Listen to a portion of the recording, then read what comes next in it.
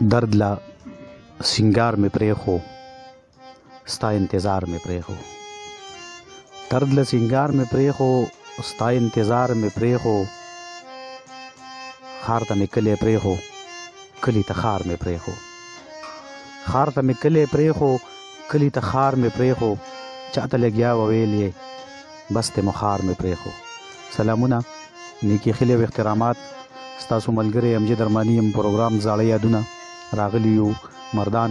شیخ یوسف بابا ته چېرته چې زموږ ډېر ګران ډېر خوږ مشر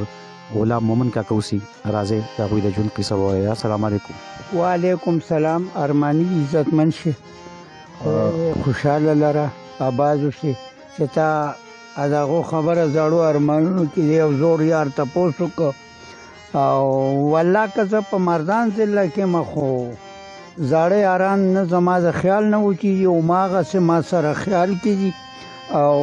کوشش کوم چې زه روزانه دې ټولو باندې وګرځم خو د عمر دغه دي. مومن بابا یو څو تپوسونه درنه کومه چې واده مو کله کړی ټایم یې څومره وشو؟ واده ما په 27 ستمبر 1973 کې کړی و او جدایي په 2 ستمبر 2019 کې وشوله او د واده خبره دې وکړه. د واده نه ته مخکې یو خبره کوم معذرت غواړم. ښځه د مشغولتیا نوم نه خدای دې د چا هم کور نه ورانوي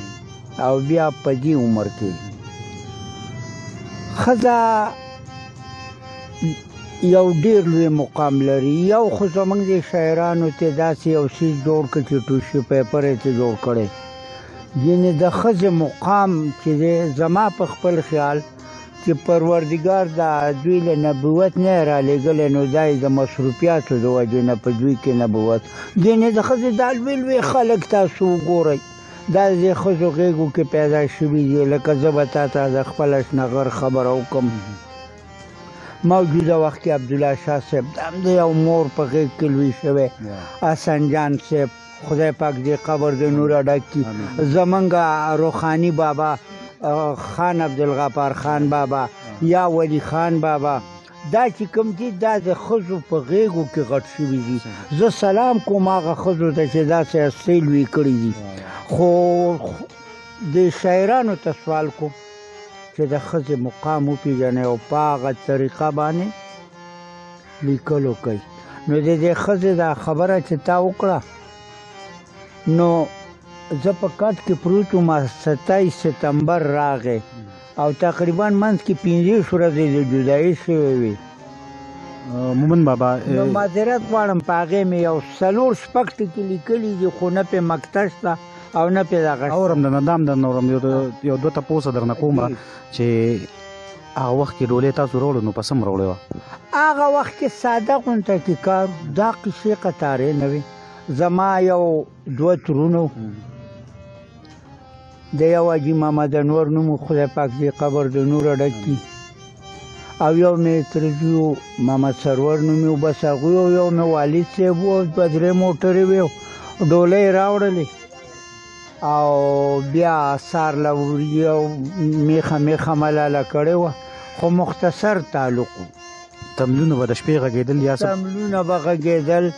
یارانو دوستانو به ستارونه وال غربینونه به پکې خلاصېدل هغه د غربین زمانه وه او ډول سورني به هم پکې راتله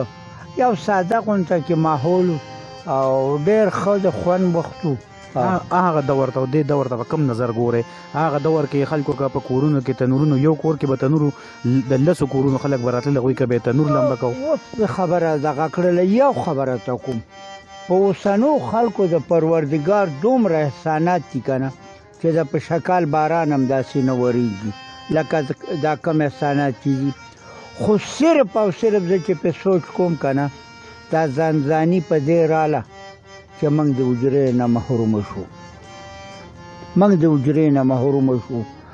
که غټ دی او کورکوټی دی او که لوی دی که دغه ټیک ده زه د موبایل خلاف نه یم او د کمپیوټر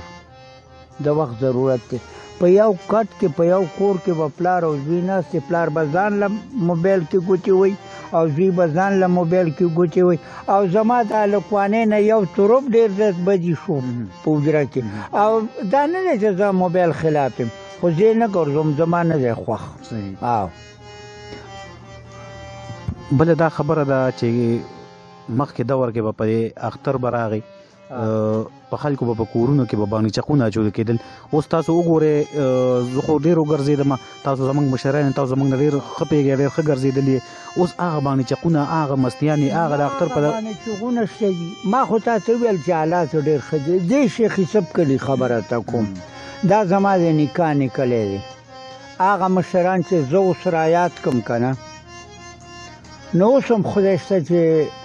ځکه چې سار وختي به د دوی چای په جومات کې وه او بیا به دا مشران په دې کورونو باندې ګرځېدل بارکي به یې وکړه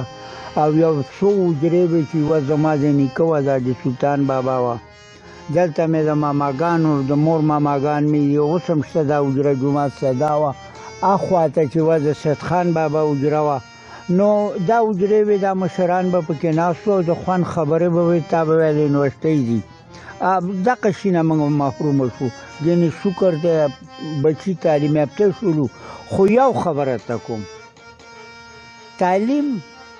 او تهذیب کې ډېر فرق دی زمونږ خپل تهذیب او تعلیم خو موږ افغانو لم ورکړو که ستا خیال کې راځي د پټي ګوټ ته چې ور به رسېدل نو بیا به مرسته نه کړم موږ د تهذیب نه محرومه شو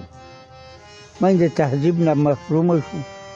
او د خپل کلتور نه محرومه شو حجرې نه دغه شولو په دې باندې حجرې موږ ډېر زیات خراب کړو زمونږ ورورولۍ ختمې کړې زمونږ عزیزولۍ ختمې کړې زمونږ زاړه روایات ختم کړه او څه بل خواته روان کړي خدای دې خیر وکړي ځینې ښه د مزو وخت دی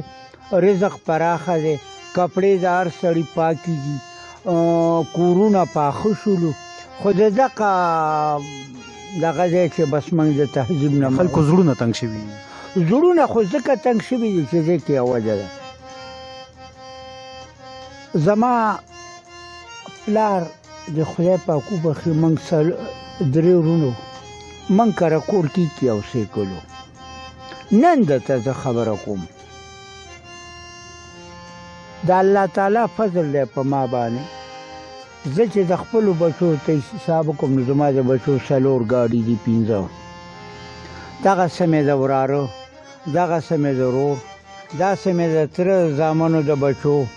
دغسې مې د پلار د تره زامن چې دي د هغوی نو مطلب دا دی که حساب درته زه وکړم زما په خپل کور کې 40 ګاډي دي نو دا د الله تعالی احسانات دي دې نه ما دغه نه دی کړی خو اړونه هم تنګ شوي دي اړونه هم تنګ شوي دي مینوالو ته دې پته وي چې غلام محمد بابا د ولسي ادبي سنګر سړیرو یو ډېر ښه لیکوال زموږ ډېر خوږ یو دروند مشر دی نو د دوی نه بس غزل هم ریکارډ کوو نو راځئ چې دوی نه تاسو ته یو څو غزل ریکارډ کوو محمد بابا څه به راته وایې بس زما خو ټوټه پوټه شاعري ده او الله تعالی دې د استو قبر د نور نه ډک کړي دا زما هغه روحاني دوستان دي ګران بابا دی حسین احمد صادق دی او نظر محمد ممن دی دغه دی نظر محمد نظر دی او دا اشرف غمگین بابا دی او ودود اشنغری دی او شیر حیات روغانی دی او دا آغاسی ده سلام تکوم د پښتنو یو اساسه ده پروردګار دې نه ضایع کوي عباسین صاحب دی او اقبال شاکر صاحب دی اختر شاه دا دی دغه هم دوستان دي او دغه د دې خلکو په وزرو باندې الوزو یعنې په خپله خو بې علمه او بې تعلیمه خلک دي خو ډېر سمتي زده کړه بلکل د الله فضل دی او باقي ته غزل فرمایش وکړو نو بس دا بله نور کاپۍ خو ډکېږي دې کاپۍ کې ته وګوره چې کوم دې خوښ یا به تاسو راته ووایئ چې کوم ستاسو خوښې راته ووایئ.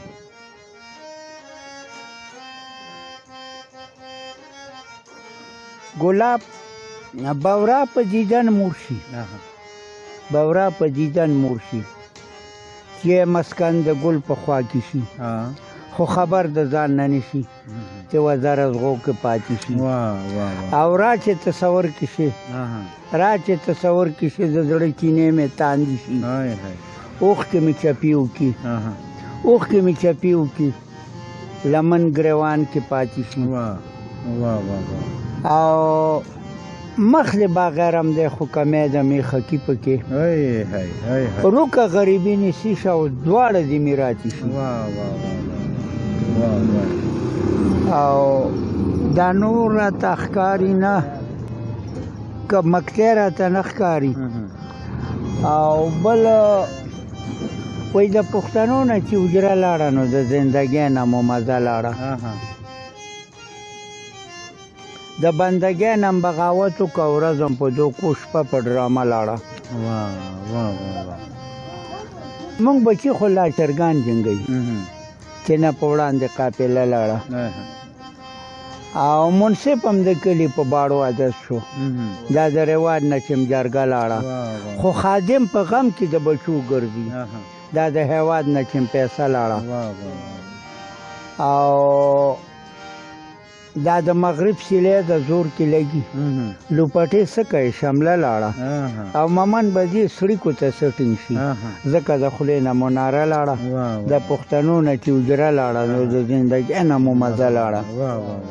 او هسې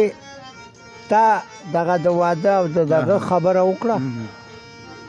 د هر سړي خپل سوچ، معذرت غواړم، کل نفس ذائقة الموت دا حقیقت ته ټول بځي. نو هغه 27 ستمبر زه کوټه کې پروت وم، ځان له غونټه کې مال ځان له کوټه ده او څه بیخي پته ناره شپه ده، خو ماضي کې د امید واده شپه ده. او ډولۍ کې مونږ که راغلي او زلفې په مخ یې زنګېدلې، زما په ټول عمر کې ښه شپه وه او ماضي کې دا مې د واده شپه وه. او لاسونه سره و پات رنګ، امیل یې په غاړه وځله وه، که شپې اوږدې وې دا وړه شپه وه او ماضي کې دا مې د واده شپه وه. او کچه کوټه او بله ډیوه وه، راغلې مونږ که پرشته وه، که غربت ډېرو ښه مړه شپه وه. او په خیال کې ډېر یم لرې تلې، لکه د کب یم تلېدلې، برګو ته ګورمه سړه شپه وه، ماضي کې دا مې د واده شپه وه. نو به دغه شاعري ده او دغه ماته ګوډه ډېر زیات خوند یې وکړو مومن بابا. اخري تپوس نه کومه، ټایم په ختمېدو دی، په زړه مو څه ارمان دی؟ هېڅ ارمان مې پیړه نشته، بلکل خدای تعالی دومره وسایل راکړي دي چې ماله د خدای پاک دا توفیق راکړي چې زه دا شکریه ادا کړم. پیسو ته زما ضرورت نشته، دومره ما سره دي چې زما ضروریات پوره دي. الواد ماله خدای راکړی، نمسي راکړي دي، په زامنو مې هم څه کار نشته، شکر الحمدلله شپږ دلته ما سره ناست دي. دا یو بچی مې نمسی ماښام مې زور کړي چاپي راله وکړي، 10 بجې دوی شکر دی خو نشته، په کار خو یوه وه خو نشته که نه، کاوه چای را باندې وڅکي، جامې راله استري کړي، غسل خانه کې سار ځوړند دي. نو نور ملنګ د خدای څه غواړي، اړون د خدای څه غواړي، 2 سترګې. او ضرورت مې ښه پوره دی، خواهشات زما نشته دي، او بس خدای مې دومره نه محروم کمزوری کوي چې د یارانو دوستانو دیدن او ملاقات نه پاتې کېږم. لکه مثال نظر محمد نظر شو، شباب شو، یا ځان واخلې، داسې ډېر دوستان زما دغه دا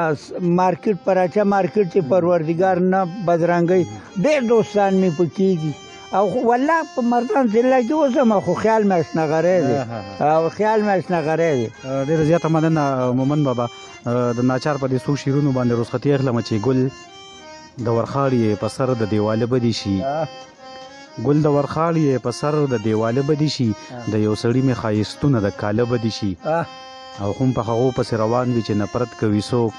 په دې خبره مې یقین وکړه خپل زړه بدی شي ډېر ښه یار او یکه برجنې اوس په خپل ځان کې دا نښې ګوره تا به ویل چې مې د نورو سپین ویښته بدي شي او زه سترګې نه توروم زما د خپل ښایست پوره دی ناچاره مه راوړه زما ګورې رانجه بدي شي خپل کوربام چې درماني له ورکړې اجازت د لوی الله په امان